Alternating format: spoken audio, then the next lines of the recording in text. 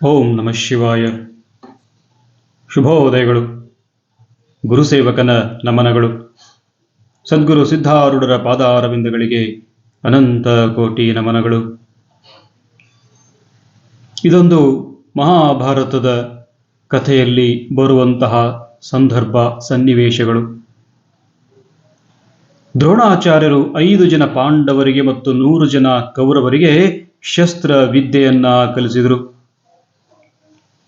ಅದರಲ್ಲಿ ಬೇರೆ ಬೇರೆ ಯುದ್ಧ ಪ್ರಕಾರಗಳಲ್ಲಿ ಬೇರೆ ಬೇರೆ ರಾಜಕುಮಾರರು ಪ್ರವೀಣರಾದರು. ಭಲ್ಲೆಯಲ್ಲಿ ಧರ್ಮರಾಜ, ಗದೆಯಲ್ಲಿ ಭೀಮ ಮತ್ತು ದುರ್ಯೋಧನರು, ಬಿಲ್ಲುಗಾರಿಕೆಯಲ್ಲಿ ಅರ್ಜುನ ಅತ್ಯಂತ ಶ್ರೇಷ್ಠನೆನಿಸಿದ. ಅರ್ಜುನನ ಮೇಲೆ ದ್ರೋಣಾಚಾರ್ಯರಿಗೆ ವಿಶೇಷವಾದ ಪ್ರೀತಿ. ಆತ ವಿನಯ ಸಂಪನ್ನಾಗಿದ್ದ, ಪರಿಶ್ರಮಿಯಾಗಿದ್ದ ಮತ್ತು ಸದಾ ಜ್ಞಾನದಾಹಿಯಾಗಿದ್ದ. ಗುರುಗಳು ಒಂದು ವಿಷಯವನ್ನ ತಿಳಿಸಿದರೆ ಅದು ಸಂಪೂರ್ಣವಾಗಿ ಅರ್ಥವಾಗಿ ಅದು ತನ್ನ ಕೈವಶವಾಗುವವರೆಗೂ ಅವನ ಪ್ರಯತ್ನ ನಿರಂತರವಾಗಿ ನಡೆಯುತ್ತಲೇ ಇತ್ತು. ಅದಲ್ಲದೆ ಗುರುಗಳು ಹೇಳಿಕೊಟ್ಟ ವಿಚಾರವನ್ನ ಮುಂದುವರಿಸಿ ಹೊಸ ಆವಿಷ್ಕಾರಗಳನ್ನ ಮಾಡುವುದರಲ್ಲಿ ಅವನ ಬುದ್ಧಿ ಓಡ್ತಾನೇ ಇತ್ತು. ಒಂದು ದಿನ ರಾತ್ರಿ ಪಾಂಡವ ರಾಜಕುಮಾರರೆಲ್ಲ ಊಟಕ್ಕೆ ಕುಳಿತಿದ್ರು. ಆಗ ಜೋರಾಗಿ ಗಾಳಿ ಬೀಸಿ ದೀಪ ಆರಿಹೋಯಿತು. ಮತ್ತೊಂದು ದೀಪವನ್ನ ತೆಗೆದುಕೊಂಡು ಬರಲು ಸ್ವಲ್ಪ ಸಮಯ ಬೇಕಲ್ಲವೇ? ಎಲ್ಲರೂ ಕತ್ತಲೆಯಲ್ಲೇ ಊಟವನ್ನ ಮಾಡ್ತಾ ಇದ್ರು. ಆಗ ಅರ್ಜುನನ ತಲೆಯಲ್ಲಿ ವಿಚಾರವೊಂದು ಹೊಳೆಯಿತು.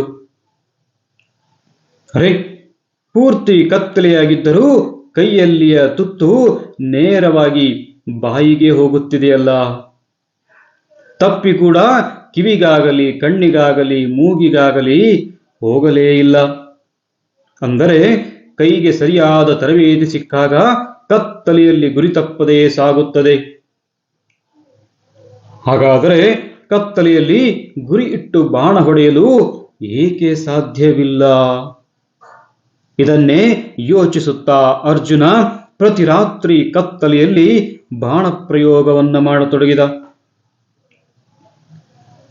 ಒಂದು ದಿನ ಒಂದು ಶಬ್ದ ಬಂದರೂ ಸಾಕು, ಅದನ್ನೇ ಗುರಿಯಿಟ್ಟು ಬಾಣ ಹೊಡೆಯುವುದರಲ್ಲಿ ನಿಸ್ಸೀಮನಾದ ಅರ್ಜುನ.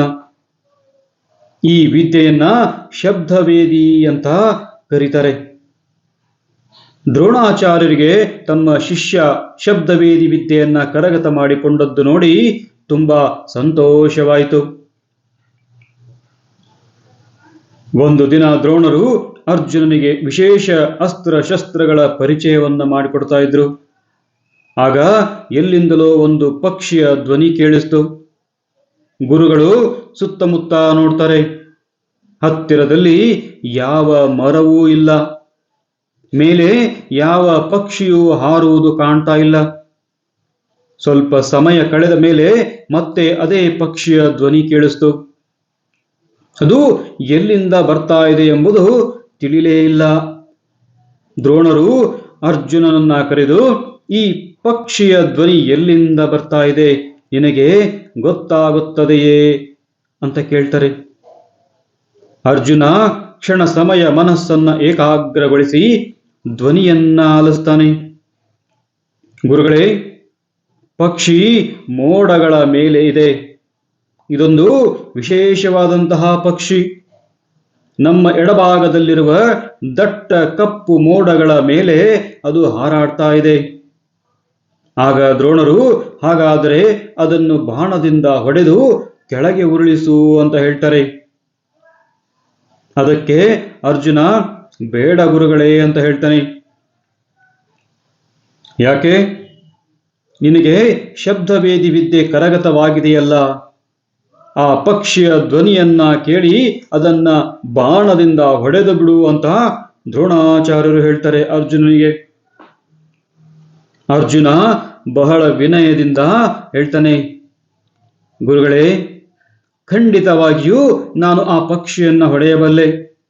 ಆದರೆ ಯಾವ ಪಾಪವನ್ನು ಅಪಕಾರವನ್ನು ಮಾಡದೆ ತನ್ನಷ್ಟಕ್ಕೆ ತಾನು ಸಂತೋಷವಾಗಿ ಹಾರಾಡಿಕೊಂಡಿರುವ ಪಕ್ಷಿಯನ್ನ ಹೊಡೆದು ಕೊಲ್ಲುವುದು ಎಷ್ಟರ ಮಟ್ಟಿಗೆ ಸರಿ? ಅದು ಯಾವ ಕ್ಷತ್ರಿಯ ಧರ್ಮ ಅಂತ ಕೇಳ್ತಾನೆ. ದ್ರೋಣರು ಅವನ ಬೆನ್ನು ತಟ್ಟುತ್ತಾ, ಭಲೆ ಅರ್ಜುನ, ನೀನು ಬಾಣ ಹೊಡೆಯದೆ ಬಿಟ್ಟು ನನ್ನನ್ನ ಪಾಪದಿಂದ ಪಾರು ಮಾಡಿದೆ. ನೀನು ನಿಜವಾದ ಕ್ಷತ್ರಿಯ. ಒಬ್ಬ ಕ್ಷತ್ರಿಯನ ಕೆಲಸ ಕೇವಲ ಶಕ್ತಿಯ ಸಂಚಯವಲ್ಲ, ಆ ಶಕ್ತಿ ದುರುಪಯೋಗವಾಗದಂತೆ ನಿಗ್ರಹಿಸುವುದು ಕೂಡ ಆಗಿದೆ ಅಂತ ದ್ರೋಣಾಚಾರ್ಯರು ಹೇಳ್ತಾರೆ. ದೈತ್ಯ ಶಕ್ತಿಯನ್ನ ಸಂಪಾದಿಸುವುದು ಸರಿ, ಆದರೆ ಅದನ್ನ ದೈತ್ಯರಿಂದ ಉಪಯೋಗಿಸುವುದು ಅಪಾಯಕಾರಿ, ಅಧರ್ಮ ಅಂತ ಹೇಳ್ತಾರೆ. ಕ್ಷತ್ರಿಯ ಧರ್ಮದ ಪರಿಧಿಯಲ್ಲಿ ಶಕ್ತಿಯನ್ನು ಬಳಸಿ ಅರ್ಜುನ ಶ್ರೇಷ್ಠ ಧನುರ್ಧನನಾದ. ಆದರೆ ದ್ರೋಣರ ಮಗ ಅಶ್ವತ್ಥಾಮ ತಂದೆಯ ಕುರುಡು ಪ್ರೀತಿಯಿಂದ ಅಸಾಮಾನ್ಯ ಶಕ್ತಿಯ ನಾರಾಯಣಾಸ್ತ್ರವನ್ನ ಪಡೆದರೂ ಕೂಡ ಅದನ್ನು ಸರಿಯಾಗಿ ನಿಗ್ರಹಿಸಲಾರದೆ ಯುದ್ಧದಲ್ಲಿ ಕೋಪದಿಂದ ಅದನ್ನ ಬಳಸಿ ವಿನಾಶವನ್ನ ತಂದುಕೊಂಡ. ಶಕ್ತಿಯ ಬಳಕೆ ಒಂದು ಸತ್ಕಾರ್ಯಕ್ಕಾಗಿಯೇ ಹೊರತು ಅದನ್ನು ನಿಸ್ಸಹಾಯಕರ ಮೇಲೆ, ದುರ್ಬಲರ ಮೇಲೆ ಪ್ರಯೋಗಿಸುವುದಕ್ಕಾಗಿ ಅಲ್ಲ, ತಮ್ಮ ಬಲ ಪ್ರದರ್ಶನಕ್ಕಾಗಿ ಬಳಸುವುದೂ ಅಲ್ಲ. ಬಂಧುಗಳೇ, ನಮ್ಮಲ್ಲಿರುವಂತಹ ಶಕ್ತಿಯನ್ನ ಬಳಸುವುದಕ್ಕಿಂತ ಶಕ್ತಿಯನ್ನ ನಿಗ್ರಹಿಸುವುದು ಹೆಚ್ಚು ಮಹತ್ವಪೂರ್ಣವಾದದ್ದು. ಅರ್ಜುನ ಮಾಡಿದ್ದು ಇದನ್ನೇ. ಸಮಯ ಸಂದರ್ಭಕ್ಕನುಸಾರವಾಗಿ ತನ್ನಲ್ಲಿರುವಂತಹ ವಿದ್ಯೆಯನ್ನ, ಜ್ಞಾನವನ್ನ ಉಪಯೋಗಿಸಿ ಶ್ರೇಷ್ಠ ಧನುರ್ಧನನಾದ. ಬಂಧುಗಳೇ, ನಮ್ಮಲ್ಲಿರುವಂತಹ ಶಕ್ತಿಯನ್ನ ಸತ್ಕಾರ್ಯಕ್ಕಾಗಿ ಸದ್ಬಳಕೆಯನ್ನ ಮಾಡಿಕೊಳ್ಳೋಣ. ಅದರಿಂದ ನಮ್ಮ ಶಕ್ತಿಯು ಕೂಡ ವೃದ್ಧಿಸುತ್ತದೆ.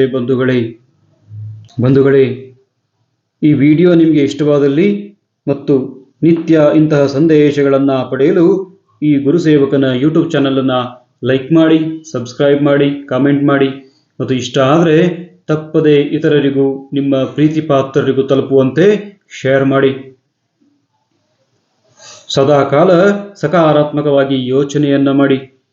ಶುಭ ದಿನ, ಶುಭವಾಗಲಿ ಬಂಧುಗಳೇ.